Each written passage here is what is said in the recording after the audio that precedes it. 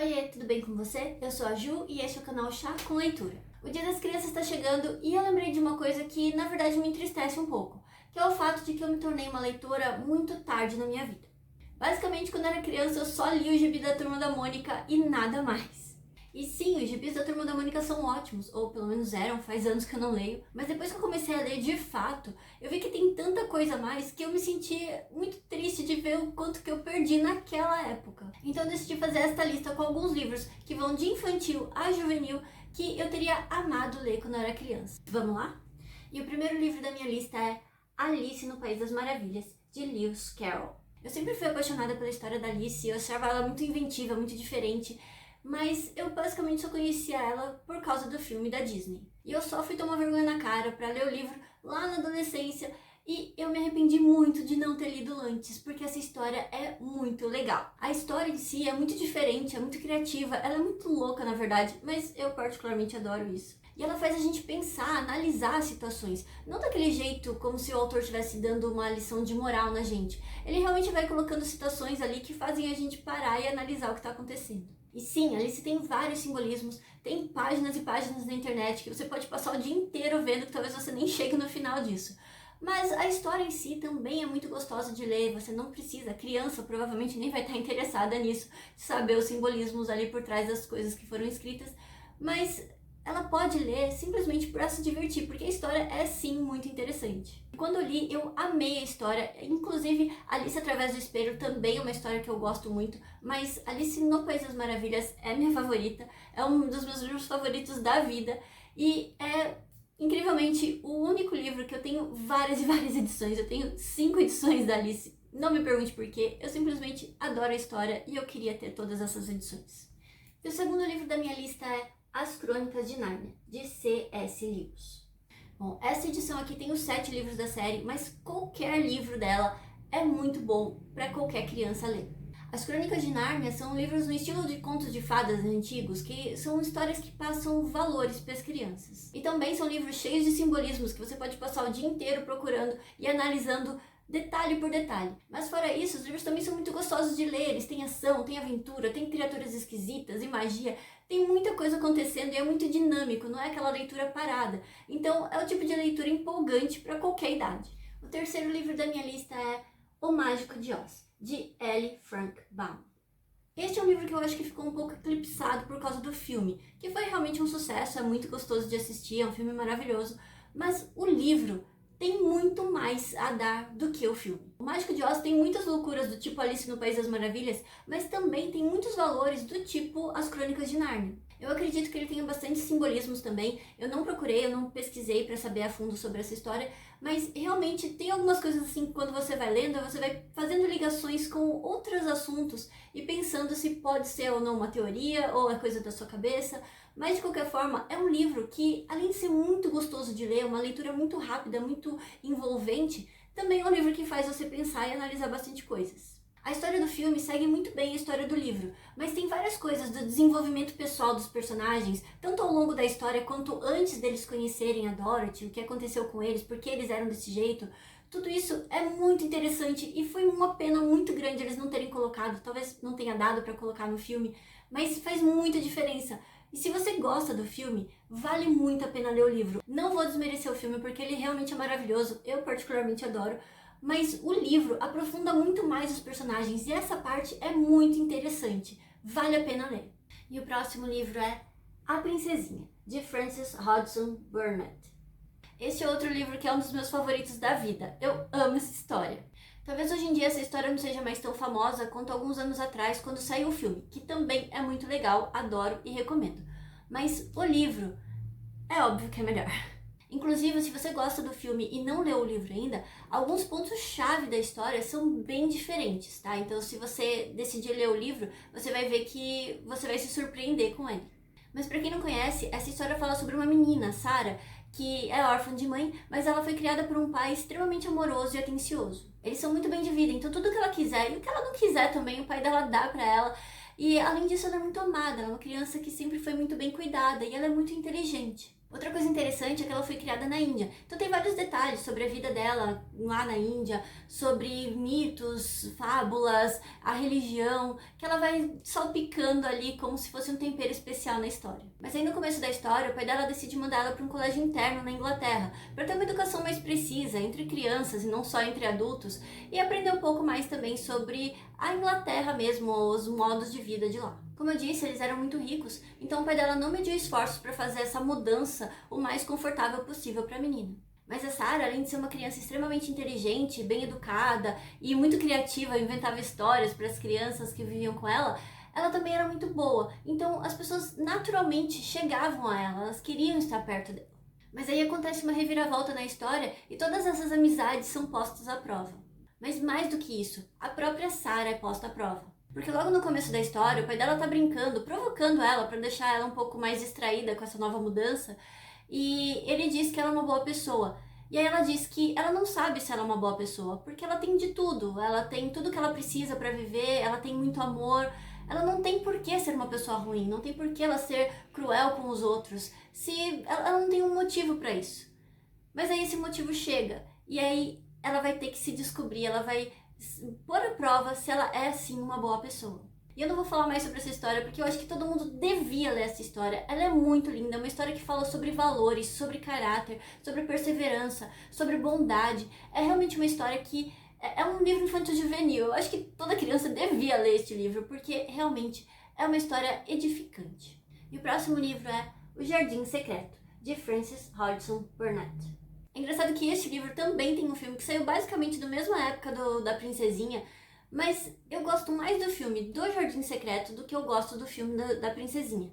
Mas eu gosto muito mais do livro da Princesinha do que eu gosto do Jardim Secreto. Bom, como você deve ter reparado, os dois livros são da mesma autora. Os dois livros são muito bons, são muito bem escritos, a forma como ela desenrola a história dela é muito interessante, é muito gostoso de ler. Mas em essência, os dois livros são muito diferentes, porque na Princesinha é uma busca pessoal da Sarah, é ela se descobrindo, ela trilhando o caminho que ela precisa para sair daquela situação. Já no Jardim Secreto, a gente tem a ideia oposta, de que às vezes a gente precisa de uma ajuda externa para conseguir se libertar. É justamente o que acontece nessa história. Nessa história a gente acompanha a Mary, uma menina que acabou de ficar órfã, sair da Índia, onde ela morava com os pais, e ir morar com o tio na Inglaterra, que é o único parente vivo que ela tem. E chegando lá, ela descobre um lugar totalmente sombrio, uma casa magnífica, um castelo, mas totalmente sem vida. E a casa é sem vida porque justamente o tio perdeu a esposa quando ela era muito jovem e não conseguiu aceitar. Então ele quase não fica lá, ele abandona a casa para os funcionários e sai em viagem para o mundo. Só que a Mary é uma menina muito curiosa. Ela é criança, né? Óbvio que ela não ia passar o dia inteiro sentada olhando para a parede quietinha. Então ela saía pela casa para explorar o novo lugar onde ela estava morando e acabou descobrindo vários segredos. Um desses segredos é o primo dela, Colin, que é uma criança problemática. Quando ela encontra o Colin, ela descobre que ele é muito doente, ele não pode sair, ele vive na cama, ele não sabe nem andar, ele não sabe andar. E é óbvio que, sendo curiosa e bastante cabeça dura, ela acaba mudando a vida de todo mundo naquela casa. Essa também é uma história muito interessante. Aliás, eu acho que esta é a única história que eu li na vida que começa com um personagem e termina com outro. Parece que a Mary era só, assim, o meio pra descobrir o Colin e mudar a vida dele. Fazer ele se tornar o protagonista da própria história, sabe? Enfim, é uma história muito linda que eu amo. E, aliás, o filme também é muito bom, eu recomendo, viu? Aliás, eu tô falando daquele filme antigão, lá de 1990, porque saiu recentemente um filme, eu nem sei quanto tempo faz, mas eu assisti, eu achei muito chato. Esse daí eu não recomendo, não sei se você assistiu, se você gosta, me conta nos comentários, mas aquele filme de 1990 é muito lindo, é muito legal. Meu próximo livro, na verdade, é uma série, Desventuras em Série, de Lemony Snicket. Aliás, eu esqueci de falar que o Mágico de Oz também faz parte de uma série, só que ele pode ser lido como um livro único, o que é muito bom, porque ele nunca foi traduzido completamente aqui para o Brasil. Voltando para este livro aqui, ele faz parte de uma série de 13 livros. E esta série talvez seja mais famosa porque saiu recentemente uma adaptação para Netflix, que adaptou todos os livros em 3 ou 4 temporadas. É boa sim, eu gostei, mas é óbvio que o livro aprofunda muito mais a história. E também tem um filme com o Jim Carrey que é fantástico. Infelizmente fizeram só um filme, não terminaram a série, mas esse filme adapta os 3 primeiros livros da série. Nesta série nós acompanhamos os 3 irmãos Baudelaire, que são filhos de uma família muito rica, muito influente, mas que perderam os pais recentemente. E ao longo dos livros a gente vai desvendando os mistérios que envolvem a morte dos pais deles, que na verdade fazem parte de uma grande conspiração. E o ponto alto da série toda é o humor, mas não é um humor de rir do que está acontecendo na vida deles. É um humor satírico, irônico, extremamente ácido, que mostra o que acontece quando as pessoas não prestam atenção nas informações, nos sinais que estão sendo dados.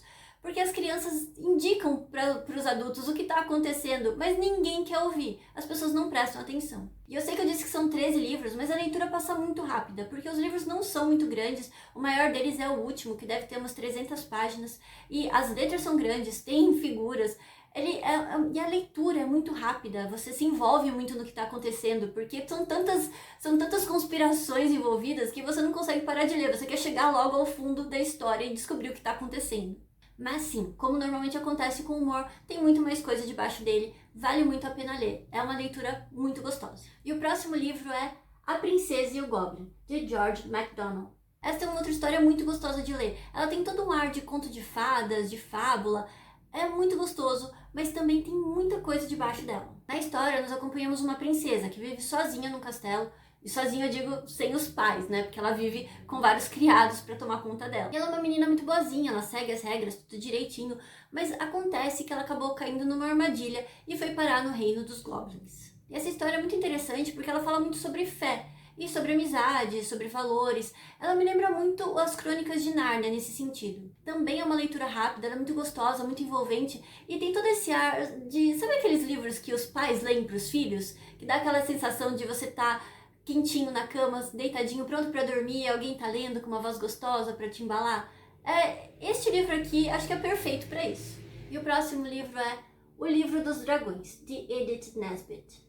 Este livro também tem um ar de contos de fada, de fábula, e foi o que me fez encantar pela Edith Nesbit. O jeito como ela escreve parece muito assim o jeito como uma criança conta as histórias, como ela vê o mundo. Neste livro nós temos um garoto que quer muito encontrar um dragão, e quando ele finalmente encontra, o dragão não é exatamente o que ele estava esperando. Mas aí eles meio que fazem uma amizade, e ele começa a ensinar para esse dragão como ser um dragão apropriado. E aí o dragão tem que se adequar a essa imagem que o garoto criou dele, porque ele nem sabia que os dragões tinham que ser desse jeito. Mas é óbvio que ele quer ser um dragão apropriado, um dragão de nome, então ele faz o que o garoto fala. E aí as coisas vão meio que desandando. E tem toda essa história de você se deixar levar pelas expectativas dos outros, ou então você criar expectativas para os outros. Enfim, a história é muito interessante, mas ela também é muito leve, é muito divertida. Eu gostei bastante. Realmente é um livro rápido de ler, mas vale a pena. E o próximo livro é Vida e Aventuras de Papai Noel, de Ellie Frank Baum. Este livro conta a história de como surgiu o Papai Noel. A gente acompanha ele desde o momento que ele nasce até ele se tornar de fato a lenda que ele virou. O engraçado é que grande parte dessa lenda que ele virou, na verdade, veio deste livro. Várias coisas no mito do Papai Noel não existiam antes deste livro, elas vieram por causa deste livro. Só por isso eu já diria pra você que vale muito a pena ler. Mas a história também é muito legal. O Noel é um cara muito bacana. A história dele, você vê quando cada pequeno detalhe, desde as renas até o porquê ele faz os brinquedos, tudo é muito interessante. E o Frank Baum é o cara que escreveu Mágica de Oz. Então ele tem todas essas loucuras aí, tipo Alice no País das Maravilhas, mas ele também coloca várias camadas nos personagens, nas coisas que estão acontecendo, valores, né? Que eu acho que são muito importantes para as crianças, mas também são muito gostosos pra gente, adultos, né? Poder rever isso. Aliás, se você gosta de leituras temáticas pro Natal, este aqui também é muito bom para essa época. E o último livro é O Filho da Feiticeira, de Kelly Barnhill. Todos os livros que eu falei anteriormente são infanto-juvenis, exceto Alice, que é infantil. Mas este aqui é juvenil, e ele realmente é um pouquinho mais pesado, ele tem um ar um pouquinho mais sombrio. Mas ele é muito interessante, e o jeito como a autora escreve é tão gostoso que eu acabei comprando mais 2 livros dela, e não me arrependo, os 2 são ótimos. Inclusive eles poderiam estar nesta lista. Um é A Vida Misteriosa de Jack e o outro é A Garota que Bebeu a Lua. São muito legais também, vale a pena ler. Mas vamos voltar para este aqui, que é o meu favorito da autora. A história começa com 2 irmãos gêmeos idênticos. Eles são muito alegres, muito corajosos, muito inteligentes e as pessoas gostam muito deles. E elas veem os 2 como uma única pessoa. Eles são inseparáveis porque eles querem e também porque as pessoas não conseguem ver como indivíduos. Acontece que no começo da história, os 2 decidem pegar uma canoa e entrar num rio que está extremamente agitado, num momento de tempestade. É óbvio que isso não dá certo e os 2 acabam caindo no rio. E o pai deles vai atrás para tentar salvar os 2, só que ele só conseguiria salvar um. E aí, enquanto ele tá lá tentando salvar os filhos e a si mesmo, porque ele tá num rio extremamente agitado, as pessoas ficam ali na margem, olhando e rezando para ele conseguir salvar o menino certo. Porque é óbvio para todo mundo que um dos irmãos é mais forte, é mais corajoso, é mais inteligente, e esse irmão merece viver. Conforme eles já estavam esperando, o pai realmente não conseguiu salvar os dois. Ele conseguiu salvar o filho e trouxe o corpo do outro para casa. Enquanto o menino estava ali agonizando, lutando pela própria vida, as pessoas começaram a desconfiar que ele era o menino errado. De qualquer forma, o pai leva o menino para casa e a mãe começa a cuidar dele, porque ela é uma curandeira. Ela, na verdade, é uma feiticeira. Sim, o livro tem magia, mas a magia aqui é diferente, porque aqui a magia é um ser. A magia é uma entidade, ela tem as próprias vontades dela. E controlar a magia é muito perigoso. Não só porque tudo tem consequências e quando você ganha uma coisa você pode perder outra, mas também porque, como a magia tem as próprias vontades, ela pode tentar induzir o usuário. Então usar magia é bastante arriscado, porque você pode se perder, ou então você pode cair nas artimanhas dela e se deixar levar pelo que ela quer e não pelo que você quer. De qualquer forma, enquanto a mãe está cuidando do filho, ela começa a perceber que a alma dele está indo embora. Ela quer ir junto com o irmão que já se foi. Em desespero, a mãe decide fazer uma coisa que ela quase nunca faz, que é usar a magia. E ela usa essa magia para costurar a alma do filho que morreu junto com a alma do filho que está agonizando. E isso realmente dá certo, o garoto sobrevive, mas não sem consequências. Uma dessas consequências é o fato de que ele não consegue ler. As palavras se enrolam, as letras parece que estão mudando de lugar e ele não consegue enxergar. Por mais que ele tente, ele não sabe ler. Essas e outras coisas fazem com que ele se sinta cada vez mais estranho e faz com que as outras pessoas continuem afirmando cada vez mais que ele é o menino errado. A gente também acompanha uma menininha que é filha de um bandido, o líder de um grupo de bandidos. Mas apesar de ser um líder de grupo de bandidos, ele é muito amoroso com a filha dele, ele realmente cuida dela, ele gosta dela, até o momento que ele se deparou com a magia e se deixou corromper. Então essa menininha sai em busca de entender o que está acontecendo, de salvar o próprio pai, e os dois acabam se encontrando. Essa história é muito emocionante, eu amei ela de verdade, e ela também é muito intrigante, a própria magia e a forma como a história é contada, que você vai pulando de pontos de vista e às vezes você nem sabe quem é que está narrando a história, mas é muito gostoso de ler, e realmente é uma história emocionante, é uma história que realmente fala bastante coisas assim que acho que o jovem precisa ouvir. E é isso, essa é a minha lista de livros para jovens que eu teria amado ler no tempo certo, ter crescido com essas histórias. Espero que você tenha gostado. Se gostou, me dá um joinha, se inscreve no canal e me deixa nos comentários se você já leu algum desses livros ou se tem algum livro nesse estilo que você indique para mim. Beijo, até o próximo vídeo.